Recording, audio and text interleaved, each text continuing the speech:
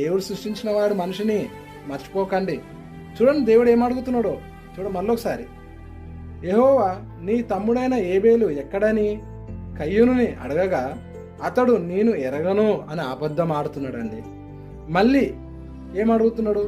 నా తమ్మునికి నేను కావలవాడునా అంటున్నాడు దేవుణ్ణి ఎదిరిస్తున్నాడు. ఒక్కోసారి మన కని పెంచి పెద్ద చేసిన తల్లిదండ్రులు నీకు నేనేంది చెప్పేటిది అని అంటాం.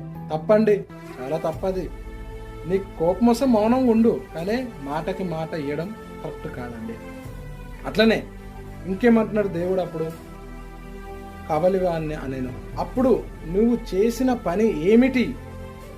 దేవుడు అప్పుడు అడుగుతున్నాడు, నువ్వు ఏం పని చేసావు నీకు తెలియదా అన్నప్పుడు ఇప్పటికైనా అయ్యా తప్పైపోయింది అంటున్నాడా? అంటలే. కోపం మనిషికి గర్వం పనికిరాదు. ఏ రోజైనా పడిపోద్దండి. గర్వం అనే మనిషికి ఉండకూడదు. కోపం ఒక మనిషిని ఎడదాకా తీసుకెళ్తుంది చూడండి. కోపం అదొక సాతాను ఒక అలవాటు. అది సాతాను ఒక మనిషి వీక్నెస్. అది మనిషి వీక్నెస్ ఏంటంటే కోపం. జల్లి కోపడతాం మన భార్య మీద, మన పిల్లల మీద, మన తల్లిదండ్రుల మీద, మన యజమానుల మీద, మన పనుల మీద, అందరి మీద కోపం మనిషికి ఉంటే ఎడదాకా పట్టుకెళ్తుంది చూడండి. అప్పుడు నువ్వు చేసిన పని ఏమిటి అని అడిగినప్పుడు, నీ తమ్ముని రక్తం ఒక స్వారం నేల నుండి నాకు మొరపెడుతుంది. రక్తం మొరపెడుతుందండి. మనం అనుకుంటాం కదా ఎవరు చూడలేదు మనం చేసిన పాపము, ఎవరు చూడలే అనుకోకండి. అస్సలు అనుకోకండి. మొరపెడుతుందంట, రక్తం మొరపెడుతుందంట.